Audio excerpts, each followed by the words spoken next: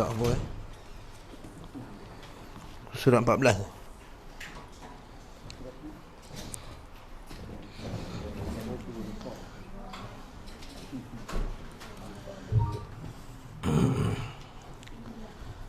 Surah 15. 14 kan? Atas kan wabayanu dhiddihi tu kan. Bismillahirrahmanirrahim. Assalamualaikum warahmatullahi wabarakatuh. Innal hamdalillah nahmaduhu wa nasta'inuhu wa nastahdihi wa nastaghfiruh wa na'udzu billahi min shururi anfusina wa min sayyiati a'malina man yahdihillahu fala mudilla lahu wa man yudlil fala hadiya lahu wa ashhadu an la ilaha illallah wahdahu la syarika lahu wa ashhadu anna Muhammadan 'abduhu wa rasuluh. Amma ba'd, fa inna asdaqal hadithi kitabullah wa khairal hadi hadi Muhammadin sallallahu alaihi wasallam wa syarrul umuri muhdatsatuha wa kullu muhdatsatin bid'ah wa kullu bid'atin dhalalah wa kullu dhalalatin finnar.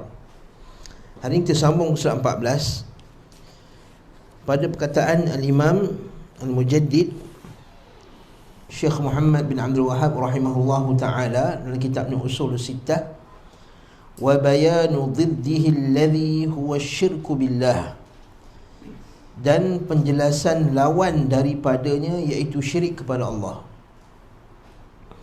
Maksudnya kata Syekh kat sini ialah tidak boleh seorang itu bila dia mentauhidkan Allah Subhanahu wa taala, dia meninggalkan perbuatan mempelajari lawannya. Dia tak boleh tinggalkan perbuatan apa dia? Dia tak boleh tak belajar pasal lawan tauhid, syirik. Maksudnya kalau dia mengaji tauhid, belajar tauhid, tapi dia tak belajar pasal syirik, maka itu satu kecacatan dalam pengajian akidah dia. Seperti mana ucapan yang ma'ruf daripada Umar Al-Khattab radhiyallahu anhu. Apa kata Umar Al-Khattab? Tunqadu ural Islam urwatan idza nasha'a fil Islam wa lam ya'rifil jahiliyah. Ma'ruf ucapan Umar Al-Khattab. Umar Al-Khattab kata apa? Akan tercabut tali Islam daripada seseorang itu sikit demi sedikit. Tercabut tali tauhid dia, Islam akan tercabut. Maksudnya dia akan hilang demi tauhid dia sikit demi sedikit. Macam mana? Idza nasha'a fil Islam, dia apabila dia membesar dalam Islam. Bagus membesar dengan Islam, mengaji solat, zakat, puasa, haji, bulan Ramadan, pergi tadarus, apa semua sembahyang tarawih, tapi walam ya'rifil jahiliyah, tapi dia tak kenal jahiliyah. Sebab itulah apa dia? Syair Arab selalu sebut apa dia? Kama qala al-Arab, ta'allamtu syarra laisa lisyarri walakin litawaqqihi. Faman lam ya'rifi syarra minal khairi waqa'a fihi. Kata patah Arab, dia kata apa?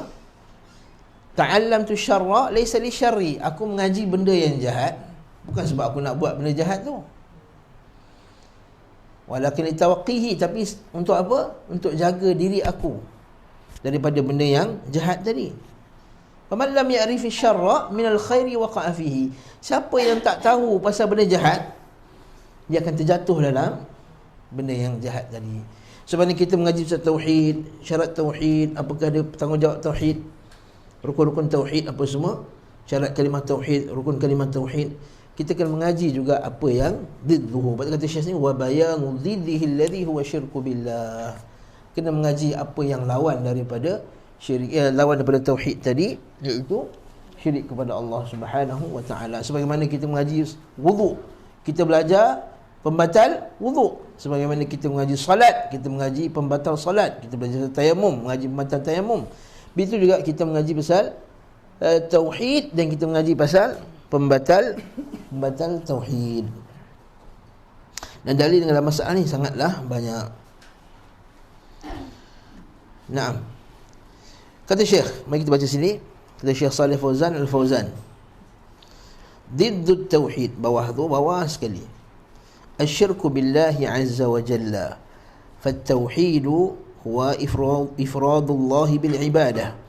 Wasyirku huwa sarfu syai'in min anwa'il ibadati li ghairillahi azza wa jalla. Kadzabhi wan nadhri wad du'a'i wal istighathati ila akhir anwa'il ibadati هذا هو الشرك والشرك المقصود هنا هو الشرك في الألوهية أما الشرك في الربوبية فهذا غير موجود في الغالب. Ustaz cakap Arab panjang-panjang apa benda Ustaz kan? Ya, kita baca terjemahan dia. Apa benda Ustaz ni syok sendiri pula ni ya. Okey masya-Allah. Mantap ni. Di lawan tauhid, diddu maksudnya lawan. Diddu tauhid. Lawan tauhid adalah menyekutukan Allah Azza wa Jalla, asyirk. Kita dah bincang sebelum kan tauhid panjang kita lagi tak yang saya lukis-lukis kat bawah putih depan tu. Pembahagian tauhid dan dia punya adillatul tauhid. Dan kita sebut bahawa tauhid yang paling besar sekali, kemuncak tauhid itu ialah tauhidul uluhiyah. Kan? Kemuncak tauhid itu tauhidul uluhiyah. Beza. Sebab itulah kita kata golongan mutakallimun, ahli sufi apa semua, dia tak ada tauhid uluhiyah. Sebab tauhid tak ada tauhid uluhiyah. Sebab tu kemuncak dia apa dia? Kemuncak dia ialah bersatu dengan Allah Subhanahu wa taala. Dia ada khalal, dia ada kosong kat atas tu. Kita bawah. Okey, pertama kita kenal Allah Taala. Betul lah, kita kenal sifat Allah Taala. Jadi kemuncak dia kenal Allah Taala tu apa? Patutnya bertambahnya ibadah. Tetapi di sisi sufiah dia tak ada kemuncak tu. Kemuncak dia ialah bersatu dengan Allah Subhanahu wa taala. Itu sesat. Yang pentingnya barakallahu fiik, kita patah balik iaitu tauhid itu apa dia? Mengesahkan Allah Taala. Mengesahkan Allah macam mana? Mengesahkan Allah Subhanahu wa taala pada hak-haknya, pada perkara yang hak dia. Mengesahkan Allah Taala pada haknya, ifradullahi fi haqqihi, maksudnya mengesahkan Allah Taala pada haknya. Jadi kalau tanya balik apa hak Allah Taala, baru kita kata hak Allah Taala itu 3. Haqqur rububiyah, hak rububiyah, hak asma' sifat dan al-uluhiyah. Sebab tu kita kata ifradullah, mengesahkan Allah Subhanahu wa taala pada haknya, fi ma yakhtassu bih. Ada setengah sebut macam tu, kata Syekh Shalih Utsaimin dia sebut macam tu. Mengesahkan Allah Taala pada perkara yang hanya khusus milik Allah. Dan saya pernah sebut ni sebelum ni. Contohnya macam kita kata kuasa pentadbiran center ini. Siapa punya kuasa? Ustaz apa? Ustaz Afiq lah, pandang Ustaz Afiq. Mata dia jeling Ustaz Afiq, kan? Ya, ayat tasarruf, apa-apa tindakan.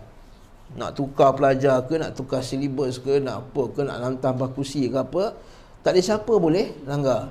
Ustaz ni tak boleh semua. Ustaz Adam tak boleh, Ustaz Faiz tak boleh. Dia tasarruf.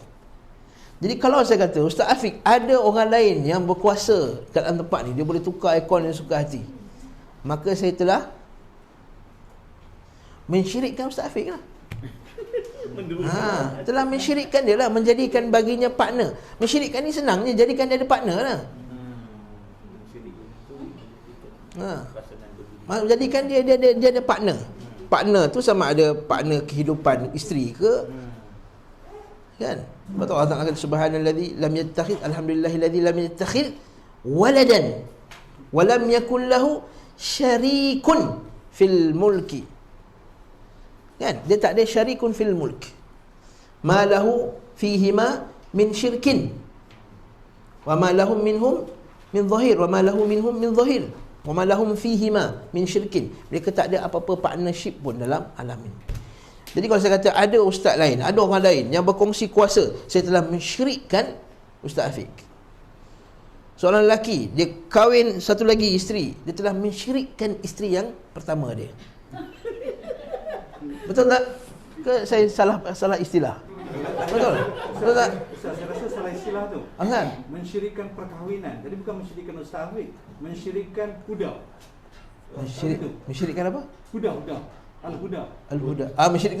Mensyirikkan kekuasaan Ustaz Afiq lah. Jadi mensyirikkan maksud menjadikan dia ada partner. Mensyirikkan maksudnya jadikan dia ada partner. Mensyirikkan maksudnya jadikan benda itu ada berkongsi, ada partner. Al-isyraku billah. Kan itu cerita lain. Okey. Macam itulah seterusnya. Seperti zaman Nabi SAW, di akhir zaman Nabi keluar Nabi palsu. Kata Syekh Abdul Wahab dalam kitab Kasyfus Syubhat kata apa? mensyirikkan kenabian. Mensyirikkan kenabian. Maksudnya Nabi hanya seorang je masa tu. Dah tak ada Nabi lah. La Nabi ya ba'di. Tak ada lepas Nabi lepas aku. Lepas Nabi Muhammad SAW. Bila dia kata ada Nabi lain, dia telah mensyirikkan kenabian. Jadi syirik tu maksudnya apa? Menjadikan dia ada partner, tandingan dan seumpama dengannya. Faham tak? Jadi menjadikan Allah Ta'ala tu ada partner macam mana? Dekat apa? Partner apa? Isteri? Confirm Allah Ta'ala tak ada isteri. Orang ahli jahiliah pun tak kata Allah Ta'ala ada isteri. Jadi partner apa dari segi tiga benda tadi. Fima yakhtasu, apa perkara yang khusus milik Allah? Haqqur rububiyah, hak rububiyah, hak mentadbir, mencipta, mentadbir dan memiliki alam.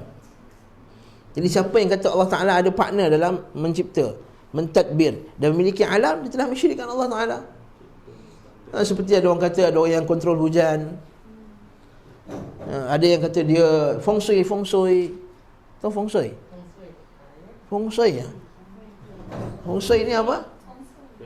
Dia tahu bila susun, kalau kita tak aircon 2 biji kat sini, nanti senang ni rezeki turun. Katil kita tak boleh menghadap ke tingkap.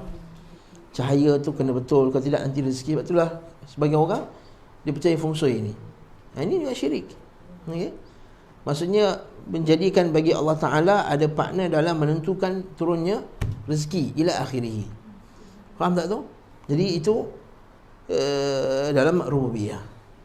Yang kedua dalam al-asma' was sifat, iaitu hanya Allah Subhanahu wa Ta'ala mempunyai nama-nama dan sifat yang sempurna. Maka tak ada makhluk yang kongsi nama-nama dan sifat yang sempurna bagi Allah Ta'ala. Kongsi nama secara zahir lafaz boleh, tapi dari segi hakikat dia tak boleh.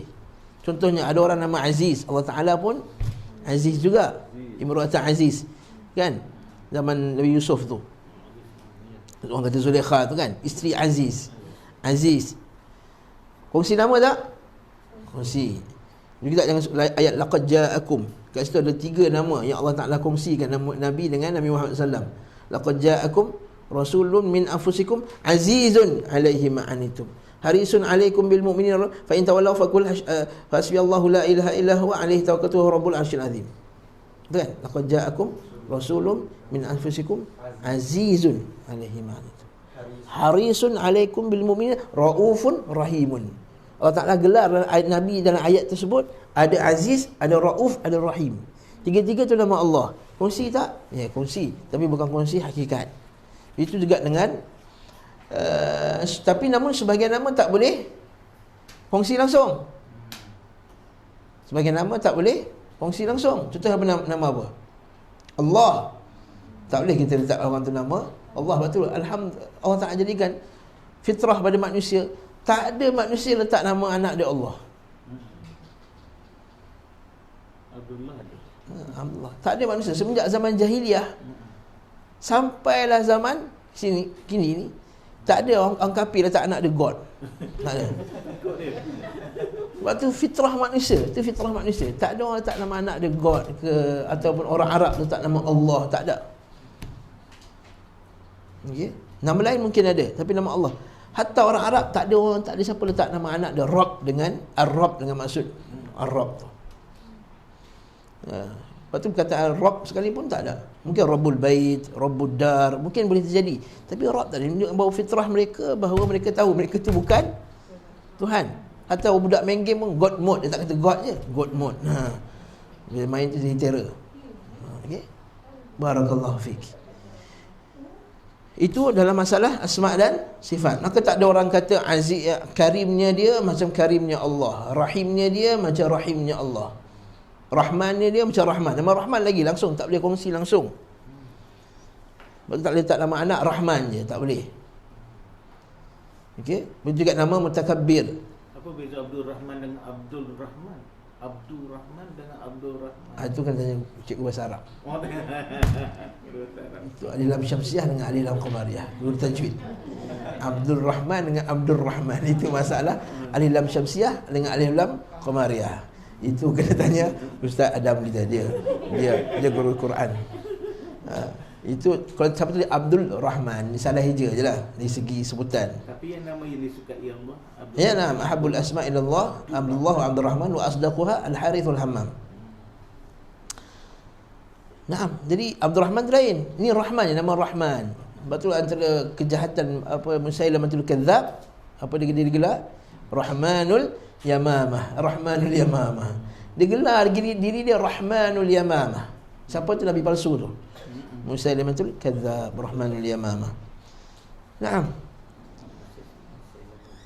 Jadi itu yang hak Allah Ta'ala yang kedua. Kemudian hak Allah Ta'ala yang khusus yang ketiga, yang paling kemuncak sekali, iaitu hakul ibadah. Itu hak, iaitu dia hanya disembah, dia sahaja yang diibadahi.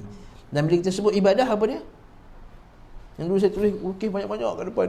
Ibadah, ibadah hati, ibadah badan, ibadah anggota badan. Ingatlah ibadah.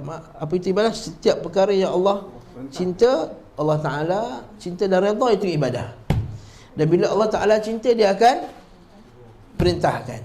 Sama ada perintah dalam bentuk yang lazim atau perintah tak lazim. Ini perintah wajib ataupun perintah sunat. Itu ibadah. Apa yang Allah Ta'ala cinta. Setiap benda yang Allah Ta'ala cinta, dia akan perintahkan. Dia perintahkan kat mana? Al-Quran dan hadis Nabi SAW. Sama ada ibadah hati, ibadah lisan ataupun ibadah badan. Jadi kalau kita nak kata pada orang yang penyembah kubur, kita kata kau buat syirik. Dia kata kenapa? Sebab kamu berdoa kepada orang si mati itu. Maka dia kata kenapa silap syirik? Sebab kita kata doa tu, kerana kita kata doa tu ibadah. Sebab doa tu ibadah, dan ibadah hanya milik Allah. Jadi bila kamu berdoa kepada selain Allah, kamu berdoa kepada, kamu beribadah kepada selain Allah. Beribadah kepada selain Allah hukumnya syirik. Itu kita kena faham masalah betul. Bila kita tengok orang tu dia sembelih kambing, saya sebut minggu lepas, sekolah minggu lepas kan, yang dia pergi gua tu, pergi kubur tu, dia sembelih kambing tu kan. Bila dia sembelih kambing tu, dia tuju pada wali tu tadi. Jadi kita kata syirik. Dia kata kenapa syirik? Kau tanya kenapa syirik? Kita kata syirik sebab menyembelih korban itu adalah ibadah. Menyembelih korban itu ibadah. Macam mana kamu tahu dia ibadah? Sebab Allah Ta'ala perintahkan. Dekat mana Allah Ta'ala perintahkan sembelih korban itu ibadah? Dalam Quran, kat mana ayat dia? Inna a'tayna. Bagus, masya-Allah, barakallahu fiik. Apa ayat dia? Inna a'tainakal kautsar. Fasalli wanhar. Fasalli rabbika wanhar. Jadi kalau solat dan sembelihlah korban untuk Tuhanmu. Nampak Allah Ta'ala qarinkan, iktirankan solat dengan sembelih. Ada satu lagi dalil yang tiap-tiap hari orang baca semua.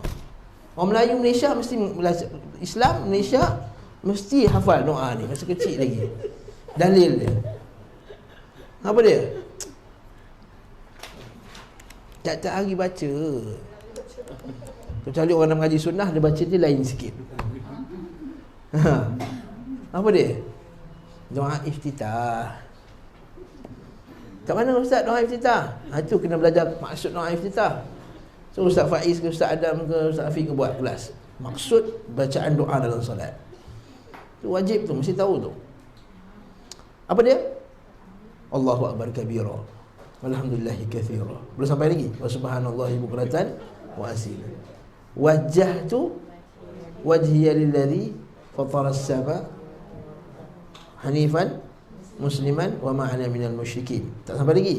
Inna salati wa nusuki. Wa nusuki, nusuk tu. Inna salati wa nusuki wa mahyaya wa mamati lillahi rabbil alamin. Inna salati, sesungguhnya salatku, wa nusuki, nusukku, wa mahyaya, kehidupanku, wa mamati lillahi rabbil alamin la syarikalah. Tu ayat ni power, ayat ni. Ayat ni power. Sebuah ayat power, tapi ayat ni power dari segi menjelaskan masalah ni. Inna salati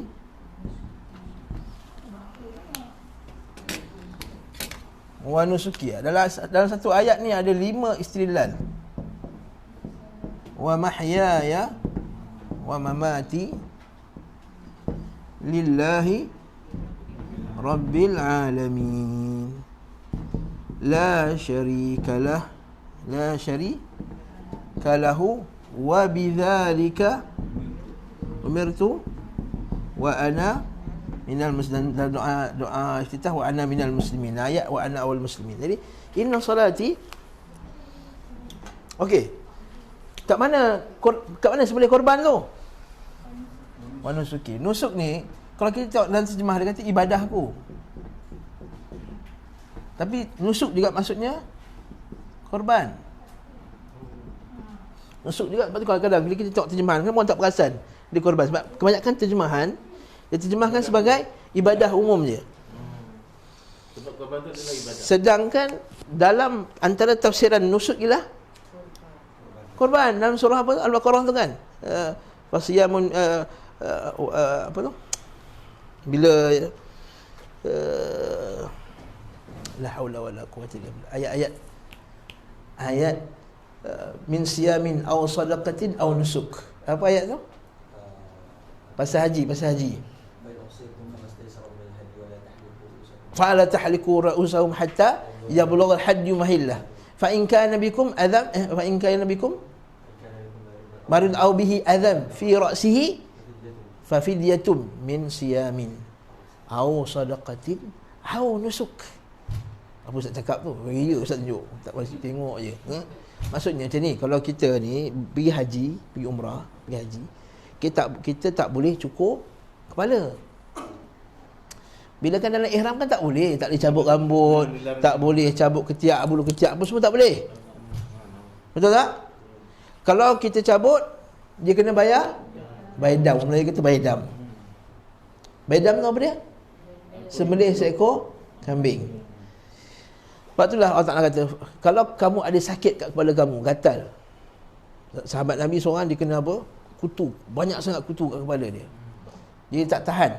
Ya Rasulullah, kutu banyak sangat. Dia orang 18 hari, 12 hari pergi haji. 12 hari perjalanan daripada Madinah sampai ke Mekah. Sekitar waktu 8 hari. Jadi kepala tu dah berkutu dah. Tapi dalam ihram dia mengadu kat Rasulullah. Rasulullah tak tahan dah kutu banyak sangat ni. Rasulullah kata cukurlah. Tapi dia kena bayar. Tu dia kata fafidyatun min siyamin, sama dia kena puasa, aw sadaqatin, aw nusuk, atau dia kena sembelih. Jadi nusuk juga maksudnya sembelih selain daripada ibadah, iaitu upacara haji juga dipanggil nusuk. Baik jamaah manasik.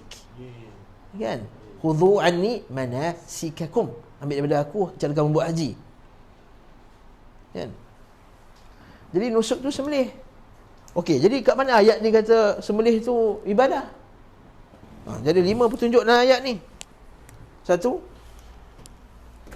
dia panggil dalalatul iqtiran, iaitu Allah Ta'ala sebut nusuk dengan solat. Nampak? Allah Ta'ala sebut solat dengan sembelih sebelah-sebelah. Solat dengan sembelih sebelah-sebelah. Macam tadi, fasalli li rabbika wanhar. Ini ala sihhati dalalati iqtiran inda jumhur usuliyin. Apa tak kisahlah. Solati wa nusuki, nusuk. Lepas tu kat mana? Yang kedua, dalil sembelih korban itu adalah ibadah. Iaitu Allah Ta'ala lillahi rabbil alamin. Maksudnya solatku untuk Allah dan sembelihku untuk Allah. Jadi benda yang untuk Allah itu ia adalah ibadah. Yang ketiga, kat mana? La syarikalah. Maksudnya, kalau aku tak buat korban itu untuk Allah, aku dah mensyirikkan Allah Ta'ala. Ini tempat yang ketiga. Maksudnya kata dalil ni power. Satu ayat dia ada 5 petunjuk terus. Lepas tu tak hafal. Lepas tu dalam Syekh Abdul Wahab dan Ustaz Salasan bagi dalil ni. La syarikalah. Petunjuk yang keempat kat mana? Bahawa sembelih tu ibadah. Bidzalika umirtu. Aku diperintah dengannya. Aku diperintahkan untuk korban ibadah hanya untuk Allah. Nampak tak? Perintah ibadah tu apa yang diperintahkan oleh Allah Ta'ala. Bidzalika umirtu. Yang last sekali, wa ana minal muslimin. Maksudnya kalau aku tak sembelih korban, aku tak termasuk di kalangan orang muslimin. Hafal dalil ni betul-betul. Dah hafal lah semua. Dia kata dalil semua dah hafal. Jadi depan ni ada orang sembelih korban, syirik kepada selain Allah Ta'ala. Kalau bersembelih korban selain Allah Ta'ala, syirik. Oh, kau pandai-pandai je syirik. Baru pergi kelas, dah nak belagak orang kata syirik dengan orang. Tak, dia kata, dalam Quran kata. Apa dalilnya? Kau baca tiap-tiap hari dalil tu. Malangnya kau tak faham doa iftitah ni. Barakallahu fiik. Jadi antara contoh ibadah. Apa lagi? Ibadah lain yang biasa orang buat syirik lah. Apa lagi? Tawakal. Tawakal pada selain Allah. Seperti tawakal pada tangkal. Dia berserah diri kepada tangkal. Kan? Jadi kita tu kat mana syiriknya pula ustaz? Pakai tangkal. Kita tangkal tu syirik sebab kamu menyerahkan urusan kamu pada tangkal, keselamatan kamu pada tangkal. Apa dalilnya? Allah Ta'ala perintah tak kita tawakal kepada Allah. Apa dalilnya? Ustaz dalil pula ustaz. Macam-macam dalil kau. Ustaz dalil tak apa lah. Tak, masalahnya sebab tanya ni sebab apa? Kita dah hafal dalil tu tiap hari. Bismillah tawakkaltu ala Allah wala haula wala quwwata illa billah. Okey, itu tapi itu ustaz itu dalil tawakal, tak boleh tawakal pada orang lain. Kat mana dalil tawakal pada tak boleh tawakal pada orang lain? Ya. Iaitu ayat Allah Ta'ala wa 'alallahi fatawakkalu in kuntum mu'minin. Hanya kepada Allah lah kamu bertawakal sekiranya kamu orang yang beriman. Dan ayat tu dia kata hanya pada Allah lah kamu bertawakal sekiranya kamu orang yang beriman. Maksudnya hanya kepada Allah. Maksudnya tak boleh tawakal pada selain Allah. Sekiranya kamu orang yang beriman. Maksudnya kalau kamu tawakal pada selain Allah, kamu tak beriman. Habis. Apatah lagi ada dalil yang lagi jelas lah. Siapa yang gantung tangkal, maka dia syirik. Man ta'allaqa tamiman faqad asyrak. Siapa gantung tangkal, maka dia telah mensyirikkan Allah Subhanahu wa taala. So kita kena faham kaedah dalam nak faham syirik tak syirik ni adalah pertama kita kena faham maksud ibadah tu dulu. Kalau tak faham maksud ibadah, dia takkan faham masalah tauhid. Betul kata Syekh Abdullah Ghunaiman, masa kami mengaji dulu, dia kata ada dua perkataan yang orang kalau tak faham dia susah nak faham maksud tauhid. Satu maksud ilah, la ilaha, dia tak faham maksud ilah. Yang kedua dia tak faham maksud ibadah. Ilah maksudnya apa? Apa Allah yang apa yang kita sembah. Ilah maksudnya la ilaha, ilah la ilaha, ilaha yang disembah. Yang diibadahi, yang disembah, yang disembah. La ma'buda bihaqqin illallah. Tak ada sembah melainkan Allah Ta'ala. Jadi ilah tu maksudnya yang disembah, yang diibadahi. Yang diibadahi, yang disembah. Ilah ala wazan fi'al. Ini kita upgrade sikit untuk student pula. Ilah dia datang dalam wazan fi'al. Dan fi'al dalam wazan fi'al ni maksud dia maf'ul. Fi'al wazan dia dalam maksud dia maf'ul. Apa benda ni pak cik kata? Maksudnya macam ni, bahasa Arab ni contohnya perkataan ni dia ada bentuk-bentuk dia ada wazan dia. Wazan ni apa dia? Ada pola. Dalam buku kata pola, betul tak? Pola ni maksudnya macam ni lah. Dalam bahasa Melayu kalau kita kata lari, betul tak? Itu asal perkataan lari. Kalau dia tengah lari, berlari. Kalau orang yang lari, pelari. Betul tak? Dan juga tulis. Kalau sedang tulis, sedang menulis. Kalau orang yang tulis, penulis. Kalau benda yang ditulis, benda yang ditulis. Bahasa Melayu dia very loose dia punya ni. Macam bahasa Arab, tulis apa dia? Kataba. Penulis, katib. Yang ditulis, maktub. Penulisan, kitabatan atau katban. Kitabatan. Nampak? Yang ditulis maktub. Tempat tulis maktab. Waktu tulis maktab. Yang kita hafal wazan 12 tu lah. Kataba yaktubu katban. Wazan pula 12 tu, wazan tu. Kan? Katibun maktubun uktub la taktub. Kan? Maktab miktab. Lepas tu kutiba yuktabu. Itu 12 benda yang kena hafal lah kalau belajar wazan tu lah, wazan asas tu. Apa Ustaz nak cerita sebenarnya ni? Saya nak cerita bahawa bahasa Arab, kalau wazan tu dalam bentuk fi'alun, contohnya macam ni, fi'alun, Allah bisa buruk, fi'alun, contoh macam kitabun, bisatun, firashun. Kitab maksud kitab lah. Bisat kapet, firash pun kapet juga yang dihamparkan, firash. Apa asal kitab? Itu kataba, tulis.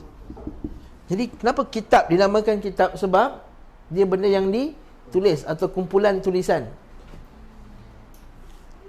Bisat sebab apa? Sebab dalam perkataan basata maksudnya hampar. Wallahu ja'ala lakumul arda bisata, sebagai hamparan. Hampar, yang dihampar. Jadi bisat tu benda yang dihampar. Benda yang dihampar. Firash sama jugalah, benda yang dibentang. Firash, mafrush. Maksudnya benda yang dihampar, dibentang jugalah. Jadi apa kaitannya? Apa cerita nak tiba-tiba pasal tauhid, cerita pasal kapet ni? Kita nak cerita pasal kataan ilah tu, ilah. Ilah. Wazannya apa? Ilahun. Sama tak? Fi'alun. Nampak ni? Fi, ki, si, fi. Sama tak? Lepas tu dia ada alif tak kat sini? Ada.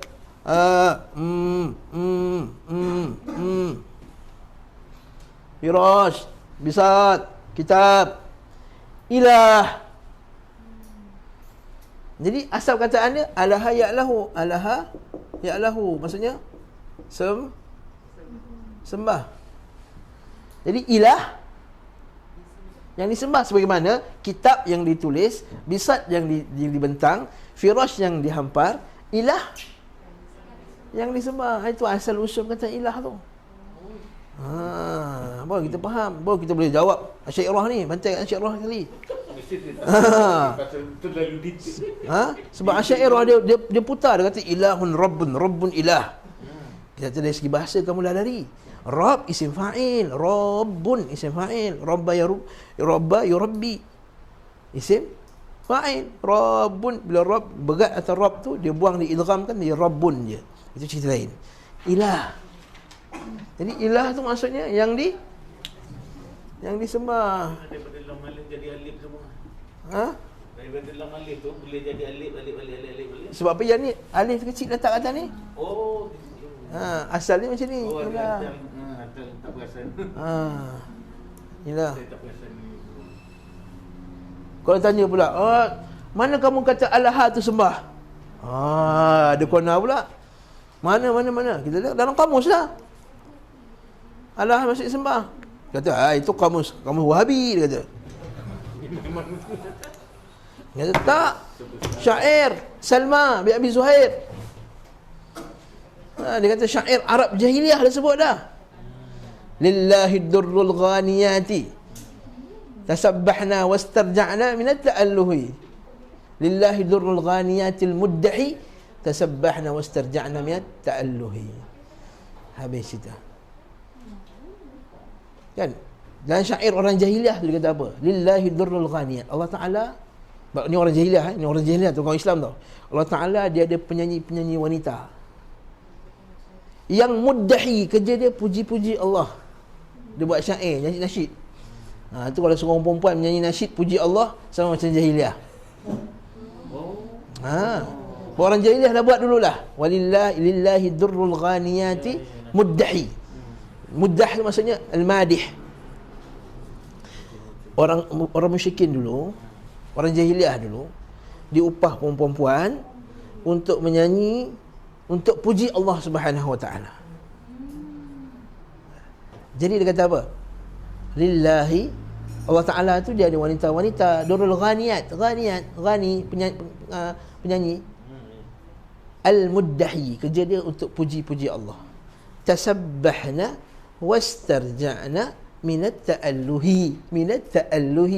Dia puji-puji, dia tasbih pada Allah, dan dia start istirja', la haula wala quwwata illa billah, inna lillahi wa inna ilaihi raji'un, minat ta'alluh, kerana nak beribadah kepada Allah Subhanahu wa taala. Ini orang jahiliah punya cara ibadah. Jadi nampak tak, dalam syair jahiliah tu kata at-ta'alluh, itu maksudnya beribadah. Maknanya dia mengupah perempuan tu lah, mengupah. Dia upah perempuan tu kononnya dia nak beribadah pada Allah Taala. Macam sekarang lah, saya nak dapat pahala banyak, macam mana? Saya buat kumpulan nasyid. Dia nyanyilah subhanallah, subhanallah. Memang saya kata samalah dia punya cara dia. Tapi saya bukan nak cerita pasal bab tu. Saya nak cerita pasal perkataan ta'alluh hujung tu. Orang Arab jahiliah dia pakai, maksudnya orang Arab sebelum Nabi. Orang yang cakap bahasa Arab pure. Bukan ortodok. Itu ortodok tu asli.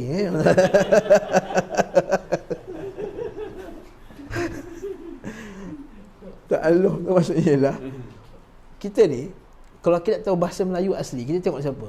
Tengok saya cakap ke? Bukan. Tengok mana? Kita akan rujuk kitab sastra Melayu tu, Tun Sri Lanang. Betul tak? Masa kita belajar tingkatan 4 dulu, abang ambil sastra Melayu tak? Tak ambil. Orang cakap sekolah putih kot. Dia nak tahu bahasa Melayu yang asli. Lepas tu kita budak-budak yang tingkatan 4, bila ambil sastra Melayu, dia kena baca Tun Sri Lanang, cerita-cerita macam tu. Kenapa kena baca buku tu? Nak kenal bahasa Melayu asal. Masa tu juga orang Arab, bahasa Arab, nak kenal bahasa Arab yang asal, dia tak boleh tengok kamus-kamus yang moden-moden ni. Dia kena ambil usul bahasa Arab, iaitu orang Arab jahiliah cakap dulu. Lepas tu orang mengaji kuliah bahasa Arab, dia takhsus bahasa Arab, dia kena hafal mu'allaqatus sab', dia kena hafal syair-syair Arab ni, sebab nak tahu cara orang Arab pakai yang asal. Jadi antara orang Arab jahiliah dulu sebut, perkataan alaha ya'lahu tu ialah beribadah, sembah. Dan jadi ini adalah bantahan kepada orang yang dia cuba nak twist la ilaha. Dia kata ilah tu maksudnya apa? Tuhan je, umum. Dia kata macam tu. Jadi kita pun diberi satu kefahaman yang salah. Selagi mana kita tak anggap benda tu Tuhan, kita tak syirik. Walaupun dah berdoa kat benda tu, walaupun dah sujud dekat kubur tadi, bagi doang tak syirik selagi mana kamu tak anggap benda tu Tuhan. Tapi sebenarnya syirik tak? Sebenarnya syirik. Itulah masalahnya. Itu yang mereka cuba nak tanam dalam kepala kita. Macam baru ni Syekh Hatim Auni punya syubhat. Dia kata kalau kita minta dekat hajat, dekat kubur macam mana pun, kalau hati kita tak i'tiqad dia tu Tuhan, tak syirik bagi dia. Kalau kita pergi kat kubur, bahkan dalam buku Syekh Abdul Razak tu, bantahan kepada golongan kuburiyun, dia kata apa? Diorang ni punyalah dahsyat ni syirik mereka. Dah sembang lah ni, tak baca kitab lah lagi. Okay? Iaitu diorang ambil batu, kalau dia kata berharap pada batu tu pun tak syirik, selagi mana tak anggap batu tu sebagai Tuhan. Kalau ada orang kata, wahai cawan, kurniakanlah aku rezeki, wahai cawan, syirik ke tak syirik? Kalau kita syirik, bagi dia tak syirik, selagi mana kita tak anggap batu cawan ni sebagai Tuhan. Itu yang jadi bagi dia orang ni. Dia keluar fatwa dia apa? Fatwa Ali Jumaah. Orang tanya dia, boleh tak sebut ya Husain, ya Husain, bantu aku, boleh tak? Macam-macam sekalian, boleh tak sebut ya Husain, ya Husain? Boleh, dengan syarat Husain tu hidup kat depan mata kita. Yang nama Pak Cik Husain katakanlah, ya Husain. Boleh kalau dia hidup depan mata kita. Orang nama Husain tu depan duduk. Tapi kalau maksud ya Husain bin Ali radhiyallahu anhu, tak boleh. Bagi dia tak apa, tak syirik. Selain mana tak i'tiqad Husain itu sebagai Tuhan. Lepas tu dia kata ya Husain ahli sunnah. Dia kata ahli sunnah lah, bukan ahli sunnah pun. Ya Husain ahli sunnah dengan ya Husain Syiah lain. Ini disebut ya Husain Syiah, dia anggap Husain itu sebagai Tuhan. Ya Husain ahli sunnah, dia tak anggap Husain itu sebagai Tuhan. Jadi ya Husain Syiah syirik, ya Husain dia tak syirik. Ahli sunnah dia. Ahli sunnah yang sebenar kata syirik. Mana boleh? Kan? Wa man yad'u ma'allahi ilahan akhar la burhana lahu bihi fa inna ma hisabuhu inna rabbina la yuflihul kafirun. Wa man yad'u ma'allahi ilahan akhar, siapa yang seru selain Allah Taala. Allah Taala tak spesifikkan siapa seru Tuhan selain Allah, tak. Allah Taala kata siapa yang seru ilahan akhar, mana-mana saja sembahan selain Allah Taala. La burhana lahu bihi, tak ada dalil bagi dia. Fa inna ma hisabuhu 'inda rabbih, hisabnya di sisi Tuhannya, innahu la yuflihul kafirun, al-kafir. Qul ud'u alladhina za'amtum min dunihi ma yamlikuna min qitmir. Katakanlah wahai Muhammad kepada orang yang seru selain Allah Taala, mereka tak memiliki walaupun qitmir. Qitmir itu apa? Selaput kulit biji kurma. Macam orang Melayu kalau nak bandingkan benda paling nipis, kita bagi apa? Senipis kulit bawang. Orang Arab dia kata senipis selaput biji kurma. In tad'uhum la yasma'u du'aakum. Kalau kamu seru mereka pun, mereka boleh dengar berdoa kamu. Walau sami'u mastajabu lakum. Kalau dia pendengar pun, mereka boleh mustajabkan ke? Tak. Wa yaumal qiyamati yakfuruna bi syirkikum. Dan akhirat kelak nanti mereka akan menolak perbuatan syirik kamu. Wala yunabbiuka mithla khabir. Nampak jelas. Ayat tauhid ni ialah ayat paling banyak sekali dalam Quran. Lagi banyak daripada ayat makan khinzir, ada banyak daripada ayat larangan makan minum arak, lagi banyak daripada ayat makan rasuah, lagi banyak daripada ayat apa sajalah. Nah. Ustaz, sama tak macam kalau kita buat sesuatu, kalau cakap bergantung pada niat, Ustaz? Itu memang. Tak, maksudnya macam perbuatan nampak macam syirik, namanya syirik. Tapi aku tak niat pun yang dia ni macam ni. Sama lebih kurang lah. Kalau dah seru dah, wahai Husain, aku tak niat pun nak kata dia Tuhan, syirik kan juga. Ha? Negara itu tak macam apa ya? Ha? Saya selalu berniat. Sudah lama-lama sikit. Yang berbetulkan kalau salah. Makan ubat, ya Allah ya Tuhan, jadikanlah ubat ini penawar penyakit. Salah atau dalam bahasa ni? Tak salah. Salah. Sebab dalam ahli sunnah mengiktiraf as-sabab. Ahli sunnah diiktiraf sebab ya Allah jadikanlah ubat ini sebagai penawar, sebab ma anzalallahu da'a illa wa anzala ma'ahu syifa. Tidaklah Allah Ta'ala turunkan satu penyakit dan Allah Ta'ala turunkan bersamanya penawarnya. Nampak tak? Nabi panggil benda tu syifa. Kan? Habbatus sauda syifaun min kulli da'. Hadis orang jual habbatus sauda kan. Selalu baca hadis tu. Hadis yang dia hafal tu je. Habbatus sauda syifaun min kulli da'. Habbatus sauda ialah penawar bagi segala penyakit. Dia hafal hadis tu, masya-Allah, bagus. Mumtaz. Tapi dia hafal hadis tu je lah. Jadi habbatus sauda syifa min kulli da'. Habbatus sauda penawar bagi segala penyakit. Nampak Nabi panggil tak habbatus sauda penawar? Sebab ahli sunnah tak ada masalah. Cuma dari sunnah kata tak boleh al-ghulu fil asbab. Tak boleh ghulu dalam asbab. Contohnya kalau tak ada ubat ni habislah aku. Itu tak boleh. Ghulu dalam asbab. Dan itulah dia cerita pasal tauhid ni tadi. Dan lawan dia ialah syirik. Jadi lawan kan jelah. Kalau kita tadi yang pencipta, mentadbir dan memiliki itu milik Allah. Jadi lawan dia, siapa kata pencipta, mentadbir dan memiliki alam ni selain Allah, syirik. Jadi nama-nama yang sempurna itu hanya milik Allah. Sifat-sifat sempurna hanya milik Allah. Bila dia kata ada makhluk lain yang memiliki nama-nama dan sifat yang sempurna macam Allah Ta'ala, maka dia dah syirikkan Allah dalam bab tu. Kan? Wadarul ladzina yuhiluna fi asma'i. Jauhilah kamu perbuatan orang yang membuat ilhad, dia kerosakan, penyesatan dalam nama Allah. Contohnya orang musyrikin dulu dia letak nama berhala je daripada nama Allah, macam Uzza datang daripada nama Aziz. Al-Manat daripada agama nama Al-Mannan.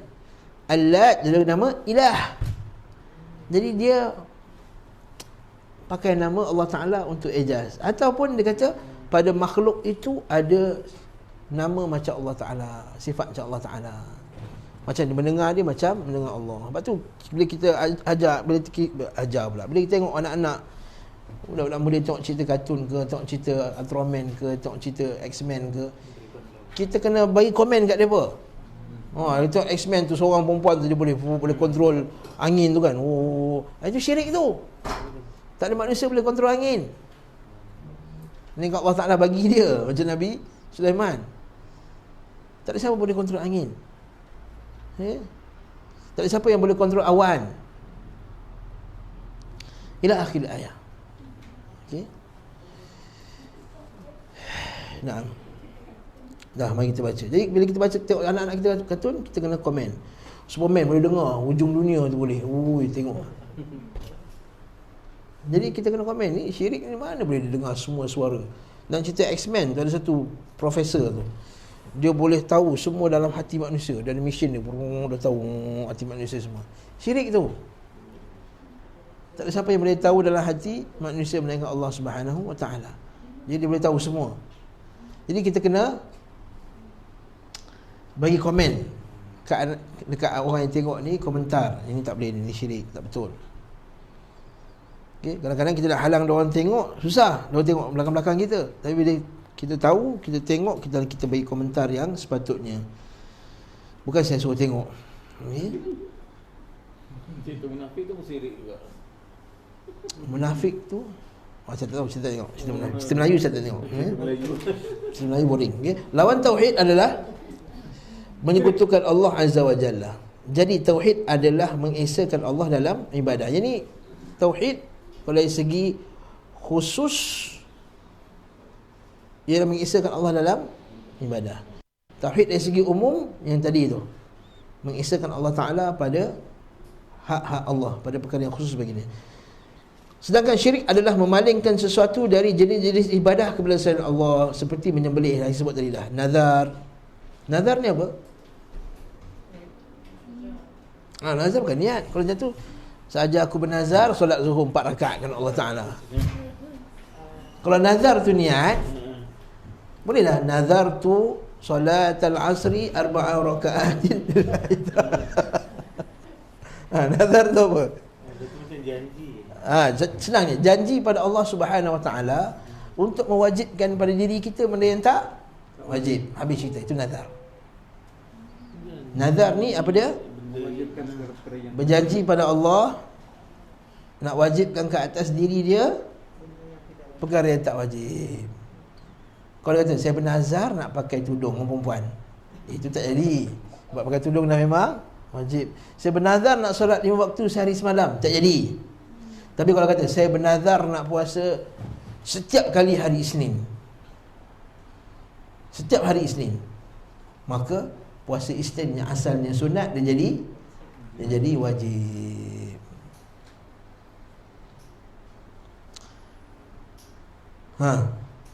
Cuma nazar ni dia ada banyaklah pecahan dia. Ada nazar muallaq, ada nazar munajjaz. Nazar ni bagus ke tak bagus? Tidak. Pasal dia apa ni, dia nak buat benda tu kalau jadi, kalau tak jadi dia tak buat. Tak, itu kita nazar muallaq, itu nazar yang tergantung. Itu betul, itu memang sangat-sangat makruh. Contohnya kalau anak saya dapat 5A, saya nak puasa 5 hari. Itu nazar paling kedekut lah tu. Itu paling makruh sekali. Itu double makruh. Makruh ni lebih besar daripada ini. Kalau ada nazar dia tak ada diikat dengan syarat tadi. Tadi saya nazar saya nak puasa Isnin. Faham tak? Tengok orang Melayu kita, dia faham nazar mesti ada syarat sebab. Sebenarnya boleh je nazar tanpa ada sebab. Contohnya saya nazar nak puasa Isnin, dia kata. nak puasa Isnin, maka puasa Isnin itu wajib walaupun dia tak ikat dengan apa-apa syarat. Apa hukum nazar? Nazar hukum asalnya makruh. Sebab apa? Sebab dia wajibkan atas diri dia. Sepatutnya biarlah kekal dia. Biarlah kekal. Kalau sunat, biar dia kekal. Sunat tu lagi afdal. So Allah Ta'ala bila tetapkan suatu benda, dia ada hikmahnya. Cuma dekat mana sisi nazar tu dipuji oleh Allah Ta'ala, iaitu sisi di mana bila dia dah nazar, dia laksanakan nazar sebab dia dah janji dengan Allah Ta'ala. Itu sisi yang nazar ni terpuji. Sebab tu Allah Ta'ala puji orang yang sempurnakan nazarnya. Seperti di mana yang dalam surah Al-Insan kan, yufuna bin nadri Al-Insan, wa yakhafuna yawman kana syarrun mustatir. Mereka menyempurnakan nazar mereka. Mereka menyempurnakan nazar mereka. Cuma nazar ini dia mesti yang afdal, yang sepatutnya pada ibadah. Nazar ni patutnya pada ibadah. Contohnya saya nazar nak puasa, saya nazar nak sedekah, nazar nak baca Quran. Kau nazar nak botak kepala, macam mana? Kalau Pahang lawan Selangor, Selangor menang, botak kepala. Itu nak berlari dari apa? Daripada KL sampai ke Masa satu orang tu, masa Pahang lawan Johor, saya ingat ni, JDT lawan Pahang. Dia kata kalau Pahang menang, nak jalan kaki dia kuantan ke KL. Saya tengok betul Pahang menang. Dia jalan dia sampai ke KL. Yang ni macam mana? Wajib tak disempurnakan? Wajib. Wajib di sisi Syafi'i wajib. Maksudnya dia kena sempurnakan juga. Sebab apa? Sebab apa? Sebab dia nazar. Nazar. Kalau Hanbali dia kata mukhayyar, dia boleh pilih sama nazar tu nak bayar dam. Dan nazar ni dia cerita kelas fiqh kelas nazar pula. Okey. Selain lah. Okey, jadi bila nazar ni ibadah, habis cerita. Nazar ni ibadah. Tak boleh dia nazar pada makhluk. Nazar pada makhluk syirik. Contohnya, wahai wali, kalaulah aku punya hajat ni terlaksana, aku akan jadikan kubur ni lagi 2 tingkat. Macam orang jahiliah tu, orang musyrikin kuburiyun yang seperti disebut oleh Syekh Abdul Rahman bin Hasan dan kitab Fathul Majid, dia kata kalau aku dapat sekian-sekian, aku nak letak lampu-lampu pada kuburan ni. Jadi kita tengok kubur-kubur, kenapa kubur-kubur wali-wali dia persembah tu penuh dengan lampu, dan lampu-lampu lagi, betul tak? Sebab apa? Orang nazar. Dengan kelambunya, dengan bunga, dengan apa sekian-sekian. Ini nazar ni ibadah. Tak boleh nazar berdoa. Berdoa dah sebut tadi. Istighathah ni doa lah sebenarnya. Tapi beza ni, istighathah ni doa pada waktu kesusahan, waktu kita dalam distress, in distress orang putih kata, waktu tengah terdesak, itu istighathah. Dan lain-lain. Okey, dan lain-lain. Inilah syirik. Maksudnya semua ibadah ni dia buat kerana selain Allah Ta'ala, inilah syirik. Dan syirik yang dimaksud di sini adalah syirik dalam perkara uluhiyah dan ibadah. Adapun syirik dalam perkara rububiyah jarang terjadi pada zaman Syekh lah. Adapun zaman sekarang dah banyak lah, dengan tersebarnya atheism dan juga golongan-golongan yang seumpama dengannya. Sekarang tersebarnya ajaran Scientology, sains. Lepas tu sekarang ni banyak lagi pula yang geng-geng yang motivasi-motivasi. Kan? Saya ada aura. Kenapa? Dia kata antara latihan dia punya tu, dia kata kena pegang duit banyak-banyak ni tu. Kan tengok tak tu? Saya dah tengok kan. Dia kena pegang duit banyak-banyak tu, dia sedut bau. Sebab apa? Untuk tarik aura kekayaan. La ilaha illallah. Kena mana bau duit tu dengan aura kekayaan? Kalau bagi hantar duit tak apa Ustaz? Bagi hantar duit, dia susun duit atas katil, lepas tu dia bagi hantar untuk aura. Sama jugalah. Itu syirik dan rububiyah lah tu. Pernah satu sahabat kami ikut satu latihan, satu pakar motivasi yang terkenal, tak nak sebut nama dia, dia keluar video live ni. Kalau kena saman sejuta nanti, saya kena minta duit seorang sikit. Nah, sebab kita tak ada bukti, sebab dia orang cakap, orang yang siqah cakap kat kita, haddatsani siqah. Siqah yang mubham, haddatsani siqah. Soal lelaki yang kita percaya, dia ikut kursus tu, dia kata apa Ustaz? Dia kata kita ni kenapa kita ni setiap kali bila dapat gaji je, duit kita habis, tayar bocor, anak masuk ward, bocor. Dia kata sebab apa? Kita ada aura yang buruk. Kita ada, sebab itulah duit kita selalu bocor. Bocor lah, asyik habis. Dapat gaji habis. So kita kena buang aura yang buruk tu. Macam mana? Dia kena beli produk dia, air garam.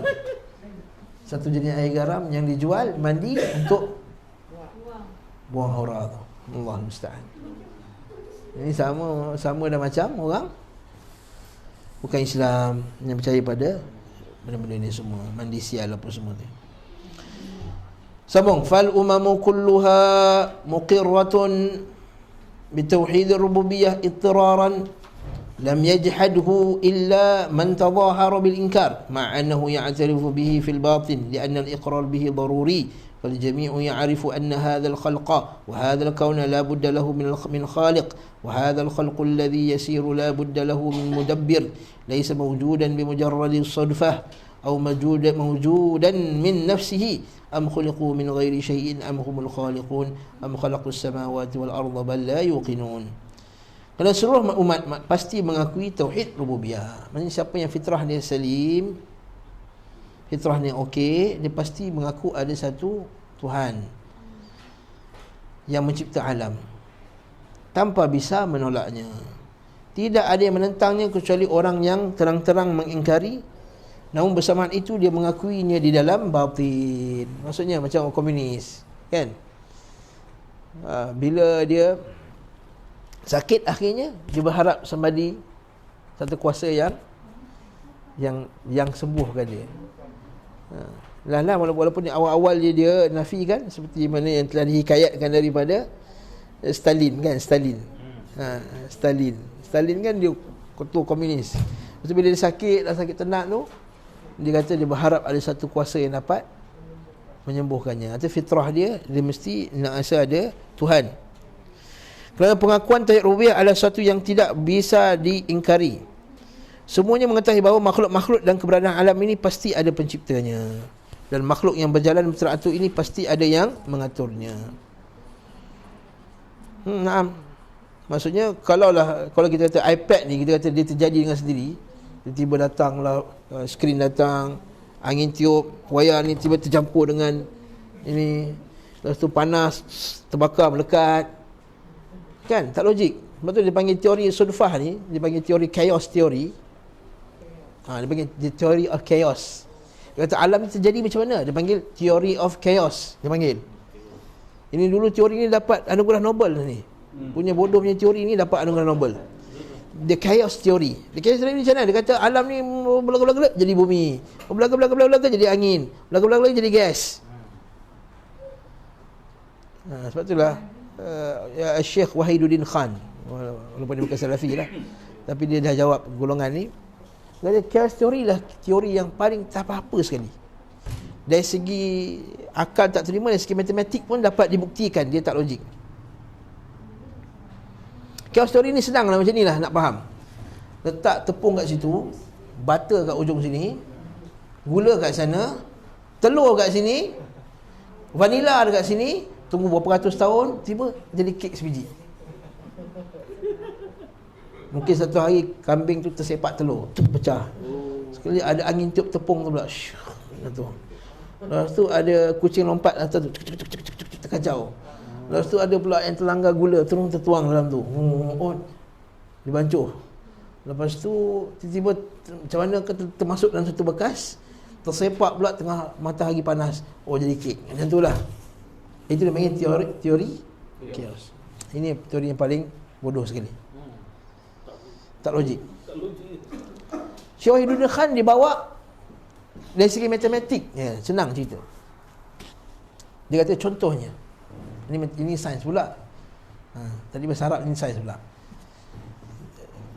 Matematik. Semua saya ada guru matematik kat sini.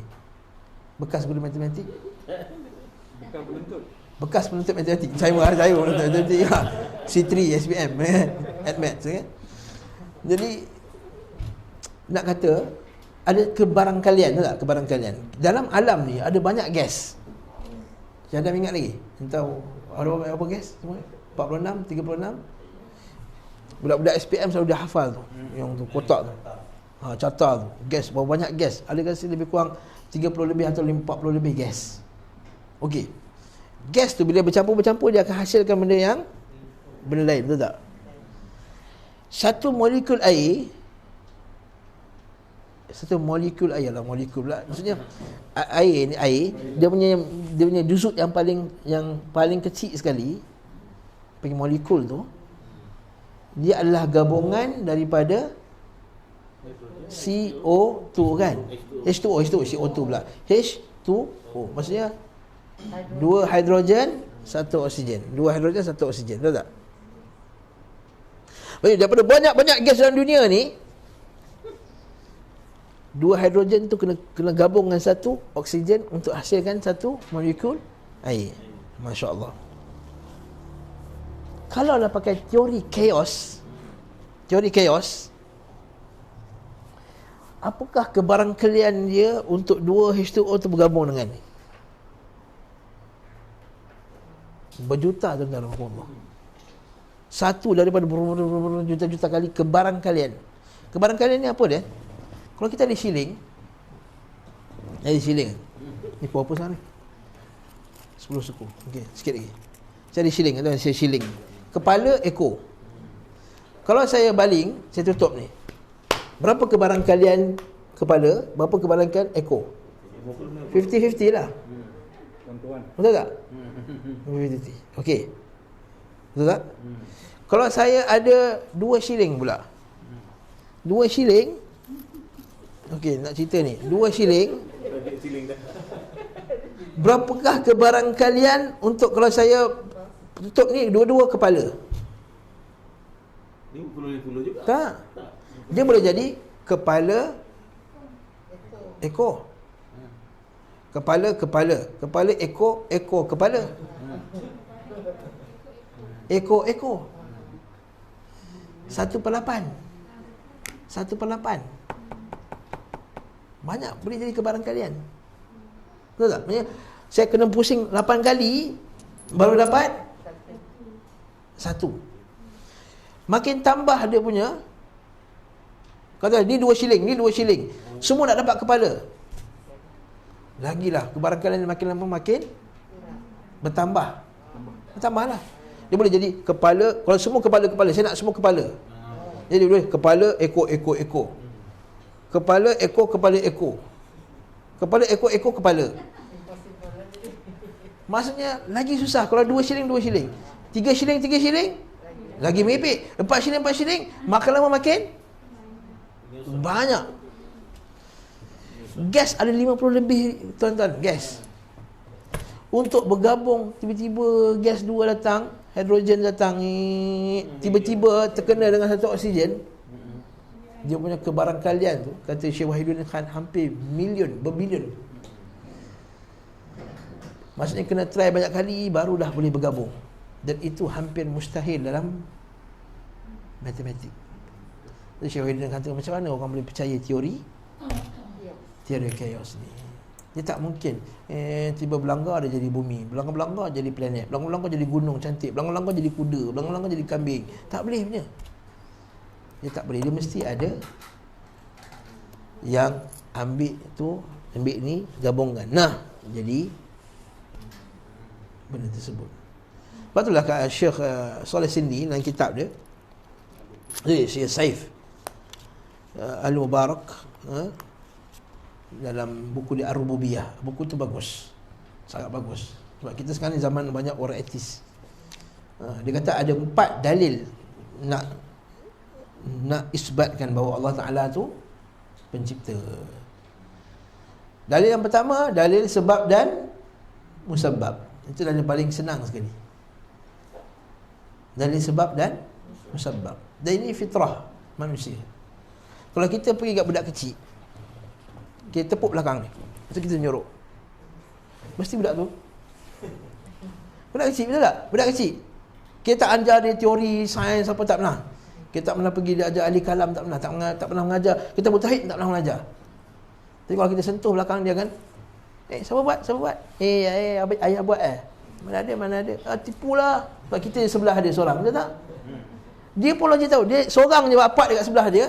Dia takkan tiba-tiba ada angin tepuk ke lepuk macam tu, tak ada.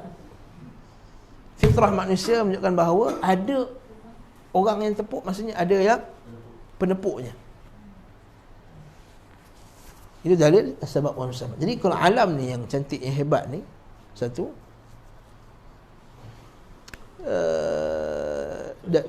menunjukkan bahawa alam ni ada pencipta. Lepas tu ada satu kisah tu Imam Juwaini kan, dia kata aku jumpa 1000 dalil bahawa Allah Ta'ala mencipta alam. Jumpa Arab Badi tu kata, apa bodoh lah kau ni, kau perlukan 1000 dalil nak tunjukkan Allah Ta'ala tu ada. Aku tengok tek unta, aku dah tahu dah Allah Ta'ala tu ada. Kalau ada tek unta, maksudnya ada unta. Jadi ada alam, ada pencipta. Tak perlu sahabat nak cari sampai 1000 dalil. Itu cerita lain.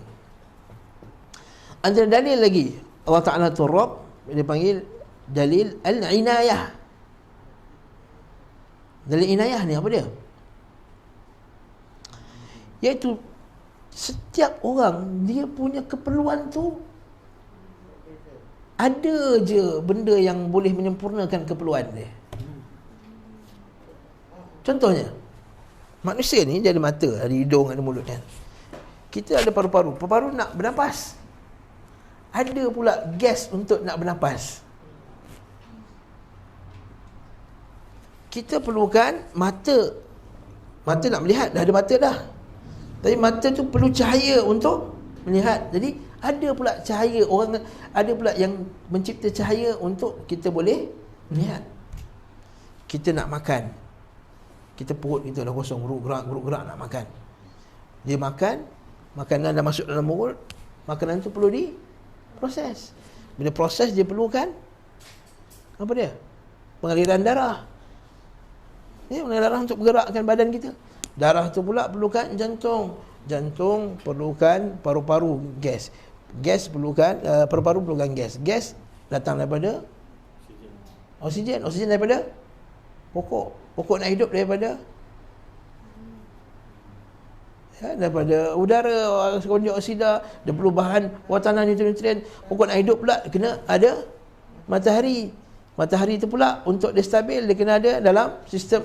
Maksudnya yang cipta matahari tu ialah yang tahu apa yang dalam perut kita. Ini panggil dalilul al-inayah. Maksudnya Allah Ta'ala beri perhatian pada setiap makhluk tu akan keperluannya. Seolah-olah dia macam dah tahu dah. Bila dia cipta manusia, dia tahu manusia ni perlu oksigen. Dia ciptakan oksigen. Kalaulah semua ni terpisah, dia boleh tahu tak hak orang tu? Dia takkan tahu. Tengok LRT dengan MRT cukup lah. Bukan main susah nak kena tukar pula ni, nak pergi naik MRT, nak tukar pula, nak kena tarik pula apa dia, kereta api pula, KTM, lalas naik bas juga akhirnya. Nampak tak? Walaupun semua tu sistem yang sama, kereta api, tapi bila dia punya pencipta tu berbagai, yang buat tu bagai, dia tak ada al-inayah. Yang buat LRT tu dia tak kata macam mana nanti MRT nanti nak jalan. Dia tak terfikir tu. Lepas tu kita kadang-kadang kita buat jalan, besok 2 tahun lagi pecahkan balik jalan tu, nak buat susu pula. Lagi 3 tahun pecahkan pula nak buat highway. Sebab apa? Dia tak ada dalil inayah. Dia tak tahu apa yang bakal diperlukan oleh manusia tersebut pada masa datang. Namanya dalil inayah. Melengkapi. Ya, sahih. Itu panggil inayah, maksud Allah Ta'ala bagi perhatian pada dia. Yang ketiga dia panggil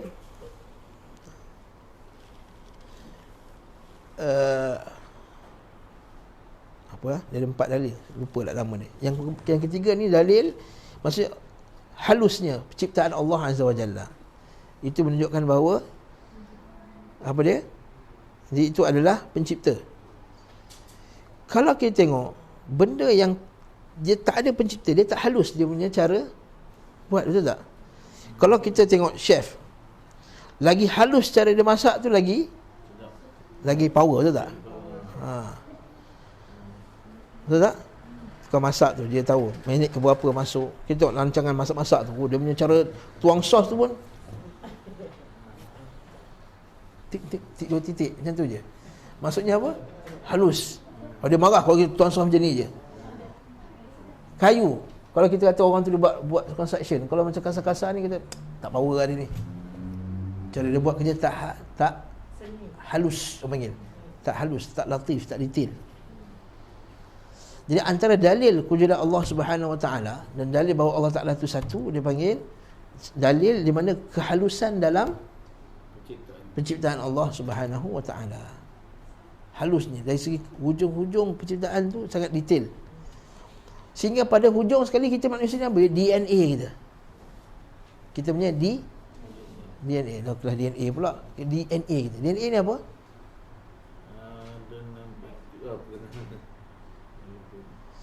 DNA ni ialah benda yang simpan maklumat kita. Masa kita lahir, masa kita kecil kan, macam mana hidung kita dah besar, masih biji macam hidung bapak kita. Siapa yang bagi dia kata, korang hidung kau bentuk macam bapak kau Siapa yang bagi maklumat pada body kita untuk bila dia besar, badan dia macam biji macam bapak dia. Gempal, pendek-pendek. Sebiji macam bapak dia. Mana dia dapat? Siapa yang bagi maklumat tu? Siapa yang bentukkan? Dia maklumat tu semua tertulis dalam DNA tu. Jadi bila sel tu dia membesar, dia akan ikut apa yang telah ditulis dalam DNA tu. DNA ni kira buku program lah. Buku program. Ini soalan kita tanya balik. Siapa yang tulis buku program tu? Jadi itu yang jadi isu. Orang etis kata tak, kita DNA kita telah ini by accident. Dah sekali lagi by accident dah. Lepas tu kalau kita bagi dia buku yang bagus, ada gambar apa semua, kita kata kat dia, buku ni kalau aku kata buku ni yang masukkan gambar ni tak sengaja, mesti kau kata gila, betul tak? Dia kata betul, tak masuk akal. Buku yang bagus ni tiba-tiba gambar masuk dalam ni, tak logik. Kalau buku yang sebagus ini tak boleh kamu katakan dia terjadi dengan sendiri, bagaimana dengan DNA yang lebih detail, yang lebih halus? Sebab mungkin dia lahir secara accident kot, born by accident. Mungkin sebab dia kata dia ni pun aku kan tak sampai dia beli born by accident tu bahaya tu ayat tu. Mungkin mak bapak dia dulu tak jangka dia akan lahir kan. La haula wala quwwata illa billah. Apa ni? Tak, itu bukan. Luar kandungan. Jadi patah balik kat sini. Lepas tu boleh lepas ni boleh baca kitab tu Ar-Rububiyah tu. Detail kitab tu detail dia isbatkan kewujudan Allah Subhanahu Wa Taala. Lepas itulah kata sini, tengok sini dia kata tidak bisa tercipta dengan begitu saja dan tidak bisa tercipta dengan sendirinya. Allah Ta'ala kata am khuliqu min ghairi syai'in am humul khaliqun. Apakah mereka itu dicipta dari sesuatu atau mereka yang cipta sendiri? Am khalaqus samawati wal arda bal la yuqinun, atau mereka cipta diri mereka sendiri. Jadi sebenarnya ayat ni ialah ayat tu jawab etis sebenarnya. Bila etis dia kata apa? Bila Richard Dawkins dia kata, satu ahli falsafah barat lah, ni pun dapat juga hadiah Nobel kat ni. Orang bagi pipis pun dapat hadiah Nobel. Dia kata apa? Sesuatu benda yang tidak ada boleh menciptakan benda yang ada.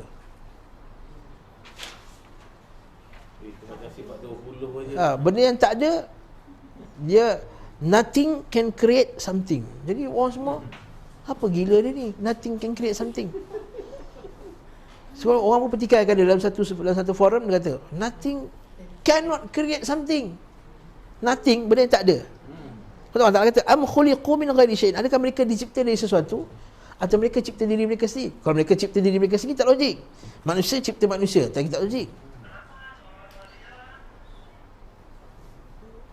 Jadi 10.30, okey, cantik. Jadi dia kata kalau habis tu siapa yang ciptakan mereka? Dia kata tak ada somebody. Nothing created something. Tak logik kata. Mana boleh benda yang tak ada mencipta benda yang ada tiba-tiba. Lepas tu orang kata alam terjadi sebab apa? Teori Big Bang. Teori Big Bang asalnya meletup, berhubung, lepas tu jadilah alam semua. Kita kata iyalah, Big Bang nak meletup Big Bang tu, mana bahan bakar dia? Apa bahan meletup dia? Mana dapat bahan tersebut? Siapa cipta bahan tersebut? Siapa campurkan bahan tersebut supaya jadi Big Bang letup tadi? Jadi kalau orang kata bila semenjak ada sains kita tak perlukan Tuhan. Tak. Sains ni hanya dia cerita macam mana benda tu berjalan je.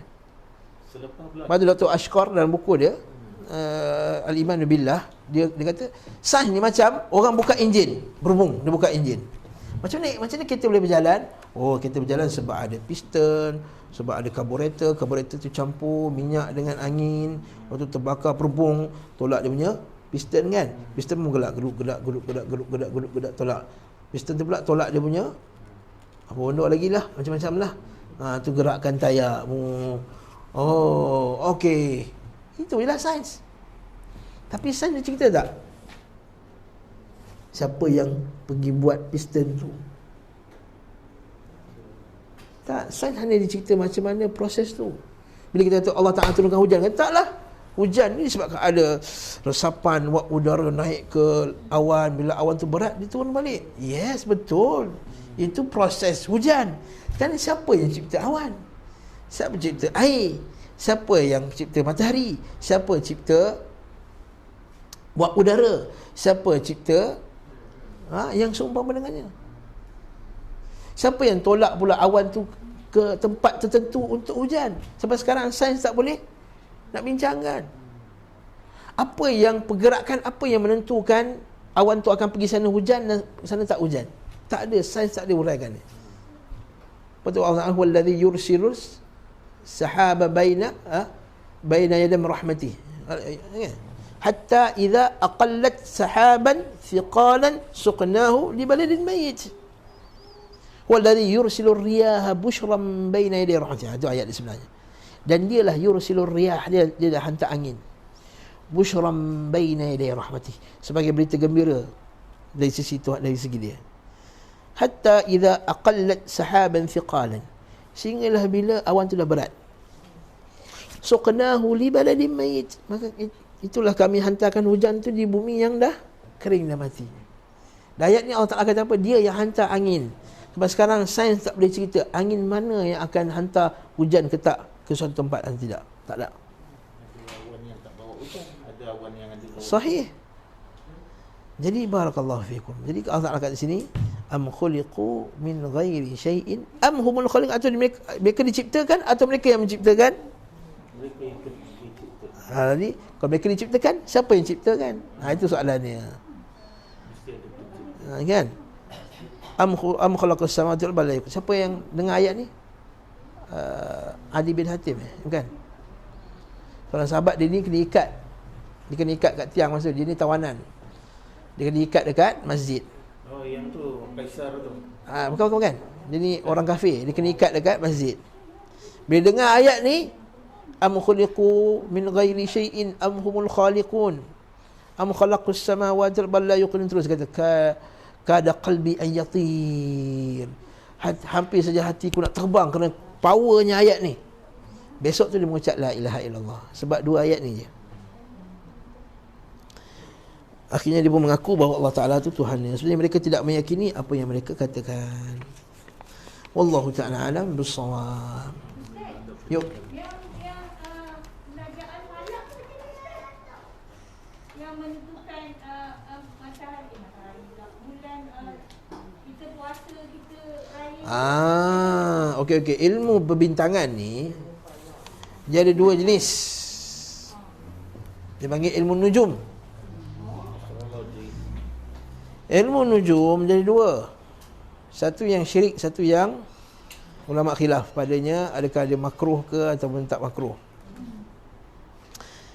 Yang ilmu nujum, perbintangan yang syirik ni dia panggil ilmu ta'thir, dia panggil ilmu ta'thir, iaitu dia i'tiqad bahawa bintang tu ada power tersendiri untuk memberi kesan kepada alam ni. Okay, contohnya akak lahir bulan apa? Saya bulan 11 Scorpio. Scorpio hari ni akan mendapat cinta sejati. Okey, contohnya. Itu ilmu ta'thir. Ilmu ta'thir. Maksudnya bintang tu dia ada kesan pada alam. Ataupun bintang tu sendiri adalah Tuhan. Itu lagi teruk, lagi dahsyat lah. Itu seperti agama Yunani kuno apa semua tu. Januari, Februari, Mac, April, Mei, Jun, Julai, itu semua dewa tu, dewa bintang. Lepas tu setengah ulama tak suka Januari, Februari, Mac, April, Mei, Jun, Julai, itu semua nama dewa-dewa. Satu lagi dia panggil ilmu tasyir. Ilmu tasyir, ilmu belajar pasal pergerakan bintang-bintang. Kalau dah belajar ilmu bintangan itu, pertama untuk tahu jarak, itu boleh dibenarkan. Sebab Allah Ta'ala kata wa alamat wa bin najmihum yahtadun. Kan?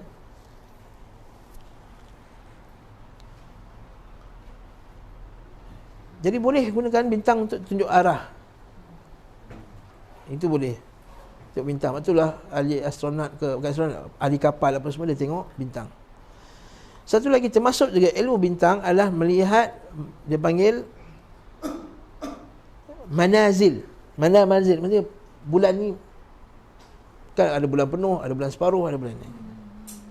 Yang tak surah Yasin, manazilah hatta ada kerujul kan. Maksudnya tahu manazil. Ilmu manazil bulan, bintang apa semua ni, syirik ke tak syirik? Dia tak syirik. Pengetahuan. Cuma yang ulama khilaf, yang sebagai ulama makruh ke tak makruh adalah boleh tak kita berdalilkan dengan bintang bila berlakunya something. Maksudnya kalau bintang macam ni keluar, maksudnya kita dah sampai musim sekian. Kalau sampai bintang ni sekian, dah sampai musim sekian. Yang ni lah sebahagian ulama, sebahagian ni memakruhkannya, tak suka. Dia kata tak boleh ni, ini termasuk juga yang tak disukai. Ulama kata tak, ini taksir dia bukan taksir yang mubasyir. Dia taksir dia mubashir, taksir dia mubashir. Kesan ni ialah memang keluar bintang ini, musim ni masuk. Keluar bintang ini, masuk musim ini. Dia hanyalah sebagai tanda masuk musim. Dia bukan pemberi kesan kepada musim tu. Dia tanda. Yang ni sebagai ulama mengharuskannya. Senang cerita, ada dua lah. Satu astrologi, satu astronomi. Yang logi ni tanggap dia masukkan logi. Astrologi masukkan dalam logi. Maksudnya astrologi tu yang belajar tu lah dia. Bintang ni, kalau bintang ni nanti bahagia, miskin, feng-shui apa semua, astrologi, sesuai dengan namanya logi. Yang dibenarkan syarak tu astronomi. Dah, barakallahu fik. Soalan lain tanya Ustaz ini atau Ustaz Adam. Ni Ustaz Faiz ada banyak. Ustaz sini. Wallahu ta'ala alam bis-shawab. Subhanakallahumma bihamdik, asyhadu an la ilaha illa anta, astaghfiruka wa atubu ilaik.